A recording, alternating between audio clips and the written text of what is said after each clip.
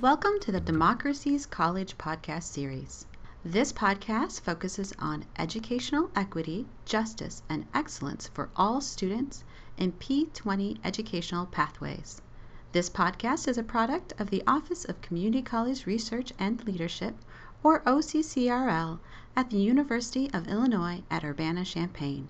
Learn more about OCCRL at occrl.illinois.edu.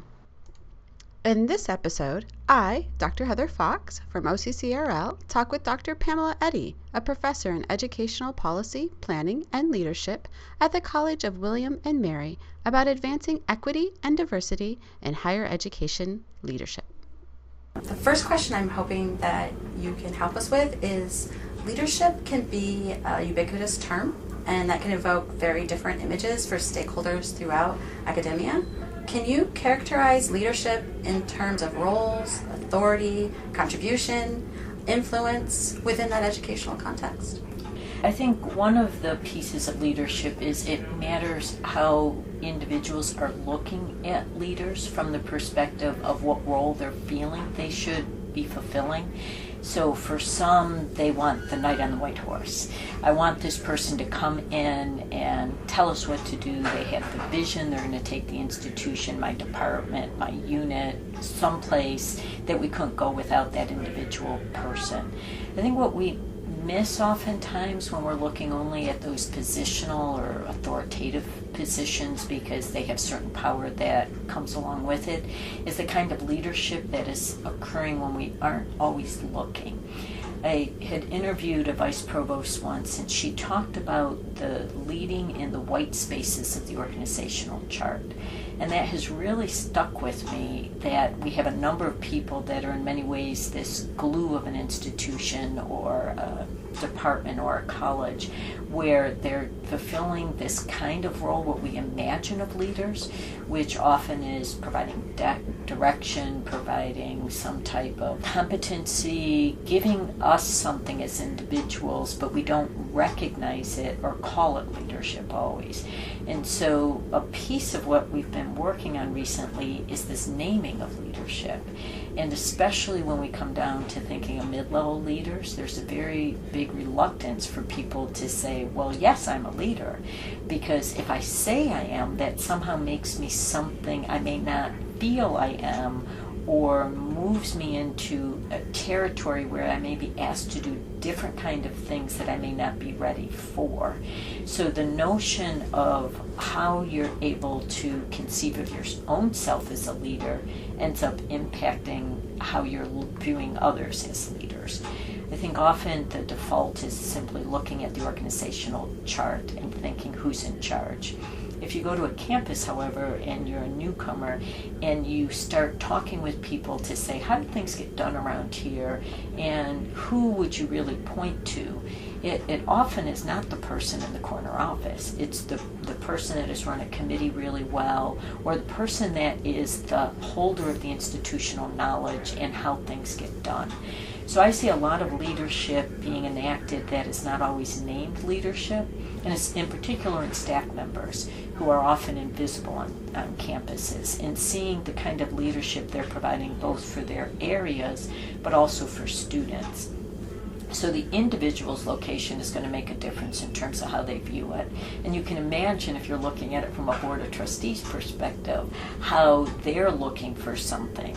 And I think one of our limitations or concerns now is, how do these board of trustees really guide these future selection of leaders if they have a very narrow band of how they're visualizing what that leader is going to look like? Speaking of what a leader looks like, despite efforts to diversify leadership in academia, traditional leadership roles continue to be held predominantly by white males. What are some of the factors that contribute to this persistent inequitable representation of women and other minoritized populations? I think when you look at the data, it can be very discouraging. What I like to do is always paint a portrait by checking the numbers. What do the numbers look like? And within community colleges, we've seen some improvement in terms of gender in particular. What frustrates me is when people are using 1986 data to say, look how far we've come. It used to be 8% and now we're 33%, and we should be hosting a party of some sort. And you think it's still only one of three. When we look at some of the roles on campuses that are much more 50-50, why is it that we're still seeing these barriers? We're seeing more equity in chief academic officer roles, which I think is really a good sign. And the chief academic officer is typically that launching point up into a presidency. But we're finding this still having a glass ceiling, or some will call it a plexiglass ceiling, that is there. And I think there are a number of actions at play for that. One of them is how we start envisioning who leaders can be and what they look like, and how sitting leaders often even describe their jobs of the 24/7, the constant connection, the target on your back because you're the person that the stakeholders are looking at, from your board to your community, etc. So many are reluctant to come into that public eye, and especially when you have individuals that embrace a more collaborative leadership style, that is not attractive. Why would I want to do that, and or why do I want to take a position where my look is more outward versus inward? So the chief academic officer position gets to be thinking about students and faculty and academic roles, and increasingly presidents are looking outwardly with fund development, policy development, working with government liaisons, etc. So the view ends up looking different. The structural impediments are often not acknowledged. So when we think it's just because there aren't people trying for these positions, or the only reason we don't have more women or minorities in this role is they aren't applying. It's not as simple as that. It really is a compilation of all these structural factors that are in place. The whole idea of secondary discrimination really gets at these subtle forms of discrimination, either from phrases that says, oh, I'm not sure you should really think about that promotion, or you better wait, which may not be any type of an overt discrimination. It's the way the culture is saying who can go and who should do that. So I think the structural barriers are aspects that we could actually really begin doing something to deconstruct them, to change them. But it really makes us having to take a close look at saying, well, what have we assumed about this? You see this even in terms of opportunities to serve on really high-powered committees. Who gets chosen? We often see a small select group of the chosen ones, and not always understanding, well, what got them to that circle, or how can I get in that circle, or I didn't even know there was a circle that I should be in. And so the more we can bring down some of those barriers, the easier it's going to be for individuals to see themselves moving upward and across in other positions. For minority leaders, it's especially disheartening because we can't point to that same type of a change from an 8% to a 33%. We've been at this 12 and 13 percentile for probably 20 years. And so as we start looking at trying to bring more people of color into these roles, I think we have to actually look farther back than we have been. That we really need to start thinking of what does that mean for faculty? Because 70% of our presidents started in a classroom. So how do we get more individuals of color coming into those teaching environments? And I've been advocating recently that it would be good for current faculty to talk to students. And we know how accidental it is even to get a faculty position at a community college. Many people never contemplated that. And more as we see people with doctorates coming into community colleges, there is not easy pathway there because many of their advisors are really trying to have them shoot for R1s or prestigious institutions, and if they even say they want to go to a community college, it's as if, are you out of your mind? Why would you do that? The focus on teaching can be really attractive, and so how we're able to show more individuals that that's a possibility starts feeding that pipeline in a markedly different way. that 30% of leaders that are coming from outside of higher ed could also be an avenue where we could start seeing some increasing diversity, both in terms of gender and race and ethnicity. Hoping that you can talk a little bit about the impact and the costs that are associated with this persistent lack of inclusivity. I think one of the things when we think of the cost is what happens when we have the loss of this talent. So on the one hand, we don't even know the extent of the loss that we've experienced or what those good ideas may have been and how they could have advanced us as an institution. I think without having an inclusive environment, you really get into these groupthink type of situations where you think everything is wonderful, then the person next to you thinks everything is wonderful, and so nothing ever changes as a result of that. And having that diversity is that diversity of thought as well on a committee or in an institution where people point out things that make you take a second look and say, oh, I hadn't thought of that before. How do I think differently, and how might I change this experience as a result? And I'll speak from a personal perspective. It's not always easy being in those kind of environments because you'd rather everybody think what you thought because then you could go ahead and do this. But it's always that person that brings up that thought that's provocative, that begins having a moment of dissonance for you, and it's through those moments of dissonance that you see the most transformational learning occur. So if we had difference in thought and difference in background, people would start seeing a range of assumptions being questioned, and as a result of that, the organization would learn as well as the institution or the individuals within the institution. And as we look at those moments of dissonance, trying to capitalize on that, we see organizationally it's easy to do incremental kind of changes where we basically do the same thing, maybe a little better, a little more, versus having a deep change. So we often will espouse this desire for a deep change, but that really means we have to question some of these assumptions. And if we are in these situations where everyone thinks the same thing, everyone's had the same background, then we don't ask the hard questions that we need when we're coming in. I think from a student perspective in particular, since we have the most diversity of all institutions of higher ed, community colleges provide a really rich environment to see a lot of change in society. And the more students can see people that look like them and have overcome situations like them, have some shared experience, they would begin believing, oh, I can do this because so-and-so did that, or I saw someone that had done this, and being able to share these stories. I had once given a talk at a session for McNair Scholars, which had a lot of first-generation students in there, students of color, and I had a dad come up to me afterwards, and he said, this is the first time in the 4 years my kid has been here that I ever understood anything someone said at one of these talks. And I thought, well, that's first of all very sad that he had not felt like he was included in any of these environments. And because I had come from an environment with not a lot of family members in college and valuing education and having to sort of fight for it, my approach was markedly different.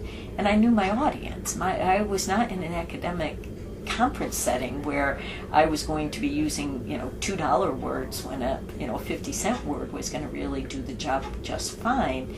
And you come in with that openness, and people recognize that. So students are going to recognize that, faculty are going to recognize that. And the way you can do that is when you have that kind of environment that welcomes that kind of inclusivity and hears that range of voices that come in. How do widely held conceptions of leadership need to change if we're going to embrace and benefit from the full range of talents that are held by diverse leaders? I think we really, in our mind, have these visions of a physical vision of what a leader is. Typically, a tall person with an imposing presence and a strong jawline comes to mind. And so when we have these visions, it really makes it difficult for anyone else to come in and embody that as a leader role. It's the people that begin coming in and changing those conceptions that start changing our idea of what it can look like and how it acts. So when top-level leaders coming in begin to start addressing this by either modeling in their own actions or empowering others to have their own authentic leadership style, that matters. And I had a president at one of my institutions, and in the summer he would wear polo shirts and no tie. And a Board of Trustees member was really dressing him down on this, saying, you're the president, you need to be wearing a tie. And so if we have the whole notion of leadership embodied because you can wear a tie, then something is wrong with this picture. And how we begin trying to understand this differently can come down to simple matters of dress, of how do we even accommodate that people can look different in these kind of opportunities. And I think as we think of the language around this, leaders and individuals in administration or even faculty can begin using their own power of language to challenge some of this and to offer alternative ways. If we think of the sources of power, there's only very few that are associated really with position or authority. So how do we allow others to realize they actually are leaders in a variety of capacities? I think we're running into the danger of names and limitation of language when we start thinking of leaders because of all of this history and baggage. So if we could call them something else, I often think of Yertle the turtle. I'm thinking if we changed our whole idea of what it meant to be a leader and just called it differently, whatever it might be, I think that starts showing how this naming of it limits us in our thinking. What call for action would you issue to someone who's listening today and says, I want to be part of making a more diverse set of leaders, I want to build an inclusive leadership environment, I want to be part of this change? What would you encourage people to do? I think on an individual level, people have to be willing to say yes and to expose themselves to situations that sometimes might be uncomfortable or that they may not know how things are going to turn out, because it's through those kind of actions that we actually can learn quite a bit. We really need to be thinking of how can we be allies for others, because often we have levels of privilege that we may not always be aware of, but when aware of them, can be really used to leverage change in instances that are going to open up and become more inclusive for people that may be with us or follow after us. And so recognizing that is important and being the person that raises the question. I think taking on that role of saying the emperor's wearing no clothes is part of that, and one that you can employ as an individual as you have been gaining credibility in your institution. So it's a lot like the F. Hutton ad, when someone speaks, they're going to listen, and it's because you have a reputation. So trying to think, how do you leverage that, and how do you, in those individual roles, act as a connector? At the department level, I think it gives one of those first opportunities, especially as department chairs, to be thinking about how can I create an inclusive department setting? What is it that I can do to allow as many and varied voices to be heard? Obviously, there's some that is based on hiring, trying to do some hiring.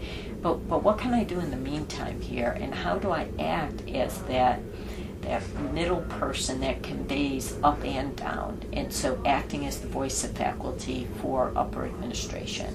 And what policies are at that mid-level that I could influence, especially if there are promotion and tenure policies that could be more inclusive and more humane in some ways.